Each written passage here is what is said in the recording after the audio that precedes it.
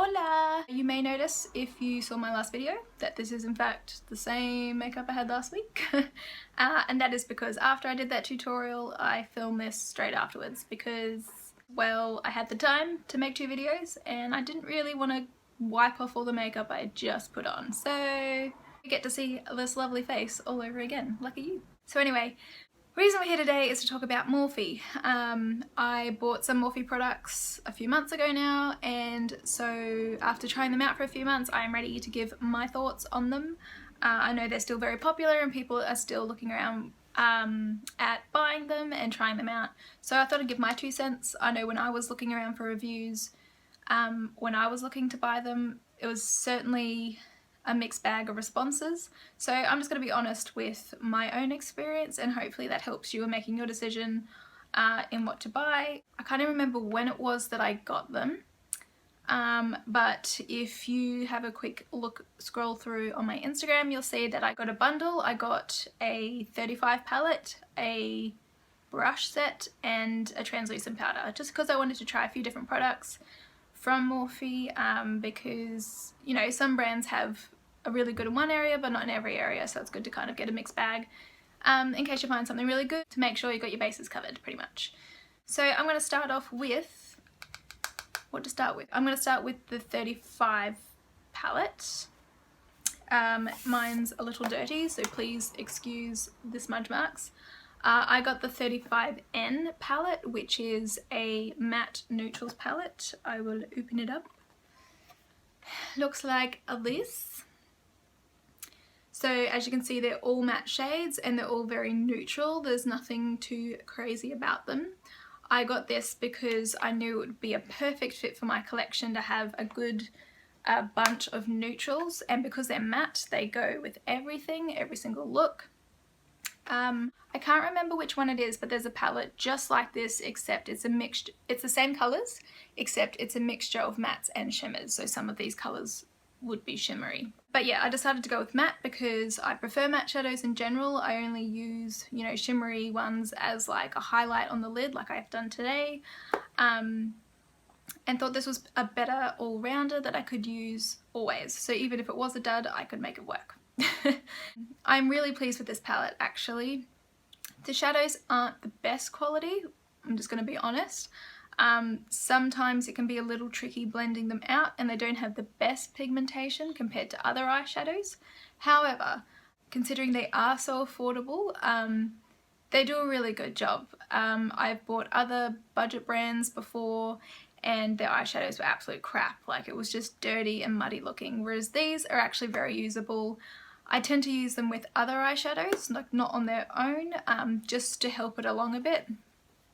So for example, this top row where it's all kind of skin tone neutrals, these are fantastic. The pigmentation's really good and they do a really good job of blending out shadows. I use these quite a lot as like my transition colour, they're fantastic. However, these darker colours, obviously it tends to get a bit trickier. These blacks, they're pretty good, but they're not the best. They're not the most pigmented, and I find it hard to build up pigment with them. But that's not necessarily a bad thing. If you're a bit scared of full-on black colours, then this is, you know, fine. And I love having a good mix of different browns and pinks with different undertones. One colour in particular, which one is it? This one here is absolutely delightful. I've done a few looks with this all over the lid and it's just this really beautiful reddy terracotta colour, and it looks really nice. So I'd say a definite thumbs up from me. I found this to be really good, really useful. I love that it's, you know, it's definitely a regular go-to in my collection. I'm glad that I got it, even though it isn't the best pigmentation and all of that. I'm still really happy with it. I'm not disappointed with it. And find it really good. It's particularly helpful if you're starting out with makeup, you don't want to spend too much, but you're more in the stage of practicing on how to do it. This way you can get a whole lot of colours you can play with and test out different colour combos without spending too much or wasting or feeling like you're wasting product. So definitely recommend it. I don't know if I would get another 35 palette. Like, as much as I love this one, I just don't see the need of the ones which have more shimmery shadows when this is good. I'll probably just leave it at this one because it is super useful, but I do recommend it if you're looking at getting one. The other thing I got was their translucent powder. At the time of making my purchase, these had just been released. They had a translucent one and a different one. It might have been a banana powder, I believe. This was only $8 US, and so because it was so cheap, I thought, well, it's worth a try. It's just like any other powder really. It's really finely milled. I find it's okay. It's not the best, but it's certainly not the worst. It's not too chalky or anything. I use this like every other day. I tend to rotate through my translucent powders. And I find it's just as good as the other cheaper ones that I have. It does a good job. It can feel a little bit squeaky. I'm not sure why that is. I think it's just whatever it's made out of, maybe the silicone or something. I just find that it can feel a bit squeaky on my skin, which I don't know if that makes any sense. But yeah, I mean, you can't argue with the price. It's not bad. It's a good one just to have if you're new to translucent powders maybe. I wouldn't buy it again though. So while I tried it out and it's okay, I wouldn't buy it again. And the last thing I got from Morphe was the 18-piece professional brush set, which there'll be a picture of it on my blog, which that'll be down in the description box below. It came with like a roll-up case and a whole variety of brushes, which were a mixture of real hair and synthetic hair, which I did on purpose because I wanted to try the different types of brushes they had, and I thought it'd be a good idea of getting to know them. I was a little bit disappointed, firstly, that the brushes seem to be different to their other brushes. So what I like about brush lines is when you can get a set or any brush and be like, hey, this is the 128 brush, and so that other people know what you're using. But with these ones, they've got nothing on them but the word Morphe, so it's like I just have to describe what it is, and it's not like, so I can't really reference it in any way. I find that a little bit annoying, but not the end of the world, I guess.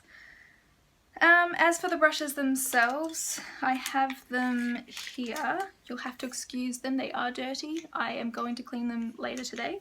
Okay, so here's just a few of them. I haven't picked all of them out, but this is the bulk of them. The rest are in my lap somewhere in my brush holders. So as you can see, a mixture of synthetic and real hair. This was very hit and miss. Some brushes I find to be fantastic and I love them. Other ones I hate and just, oh, I don't want to use them. Like some of the real hair ones are so scratchy that it makes my eye red and I nearly want to cry. Like it draws tears, it's that rough. And I have other real hair brushes, so it's not like I've never used it before and I don't know what they're supposed to feel like. Like these are just rough and cheap. But I suppose that's what you get for the price. So for example, I have this powder brush. This is real hair. This one's fine because it's just a powder brush. It's fluffy. I use this as my bronzer brush because it's a nice shape for that. Powder brush, same thing. It's synthetic, but it's really soft and it does a really good job. One of the main reasons I got this pack was because it came with a fan brush, which I didn't have at the time, and I was just getting into highlighters then. So this is my go-to highlighter brush. Works really well, picks up the product really well, because being goat hair, it only picks up a little bit of product, which is exactly what you need for highlighter. I did like that it had a good variety of brushes. Like the main reason I got it was because it filled in a lot of gaps that I had in my brush collection. So for example, it comes with a spoolie. I don't really use it that often, but that's useful to have. Comes with a nice flat concealer brush, which, you know, this is fantastic for neating up the edges of your brow or doing like cleanup work underneath if you really want that sharp line. It's really smooth, really soft. It's actually one of my favorite brushes of the kit. Their blending brushes, not so happy with. I'll just pick out these three. So this one, for example, is like a pointed crease brush. This is the really rough one that I can't put in my eye. I've tried and I was hoping it would soften with time, and it has a little bit, but it's still so scratchy compared to my other brushes that I only use it if I have to. Like all my other brushes are dirty and I can't use them. So that was disappointing, especially because at the time I only had one crease brush. I was wanting another one, and it was like, I can't use it. And these ones, they're real hair and they are quite rough. They don't blend so well. So not my favourite, but you know, oh well. Also came with a cheek blush brush, which this was good. It's still not as good as like my Zoeva one, of course. I tend to, again, avoid it and only use it when I have to. Which, I mean, I feel bad. This sounds really negative. It's like I do like probably half the brushes in the kit. It's just that most of them aren't as good and it's not worth having. So my advice from that would be to pick and choose. Better to make your own set. And I mean, it's hard to know because you can like find a crease brush and be like, this will be great, and then it's not till you use it that you realise it's not so great. So proceed with caution, I would say. There is one brush that I love. This one. This one is fantastic.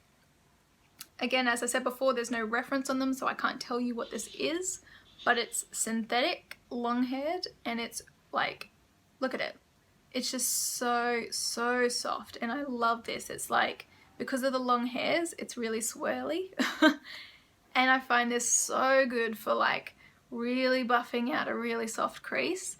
I really enjoy using that one, and that makes me really happy. And it's got other random brushes in it too, like this one here. It's really soft, it's really nice, it's a little bit thick, but I don't really know what to use this for. I tend to use it for like banana powder for like laying underneath my eyes, but otherwise I don't really know what to use it for. The case that it came in, however, was really good. I've used it traveling plenty of times and chucked a whole lot of stuff in there and wrapped it up. Loved it. Doesn't feel flimsy or that it'll break anytime soon, which is great. So as an overall summary of the brushes, I kind of feel like I waffled on a bit there. They're good, they're okay, good for a starting set if you don't have any brushes at all. Like, it's a good way just to get familiar with different brushes and try them out. But yeah, certainly not the best quality. From my experience, my advice would be to not go near the real hair brushes from Morphe, because being a more affordable brand, they won't have the best quality, and when it comes to real hair stuff, you kind of want the better quality.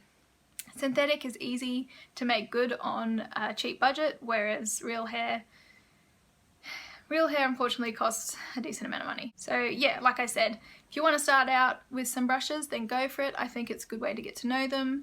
But otherwise, if you're getting individual brushes or other kind of sets, I would stick to the synthetic ones personally. Which I thought was a bit of a shame, because I heard everybody rave about the Morphe brushes, and maybe like the elite ones are totally different, I don't know. But from my experience and the experience of my friends who have some different ones, they're not as good as everybody says they are. So that's my honest opinion, and thought it was worth sharing in case you were looking at getting them, because that's the kind of advice that I'd be looking for when I'm looking at buying them. So yeah, that's all the things I got from Morphe. As an overall review, I'd say they're okay. Out of 10, I'd give them, well, see, it depends what you get. I'd give them a 6 or a 7, because while the 35 palette was great, everything else was pretty average. So 35 palette, yes, the individual shadows are probably just as good. I'd recommend them as well. Really good affordable shadows. But as for the brushes and the translucent powder, nah, I wouldn't go there. So yeah, that's all I've got to share really on Morphe. I've done a blog post on this as well with some pretty pictures of the nice products, so I've linked that down below so you can have a look. It's one thing for me to share it on screen, but if you can get a better look at the pictures, you can get a better idea of what comes in it and what they look like. So that's there for you to have a look at. Hopefully you found this helpful if you're looking at buying things from Morphe. I'm not at all saying they're a bad brand, I'm just saying they're not the best quality, which everybody knows that. That's not a surprise. But I'd be careful with anybody who's hyping them, saying they're the best brand ever, because they're not. There are other brands who are just as affordable and a lot better. Be careful there, would be my advice, but however, it's your choice to do what you will with your own money. So yeah, sorry to be a Debbie Downer with all of that. I didn't want to be negative, I just wanted to be honest, and that's where I was coming from with that, because that's what I appreciate when I'm looking for products. If you do have any questions about any of that, feel free to leave it below or contact me on social media if you prefer that instead of being public on YouTube.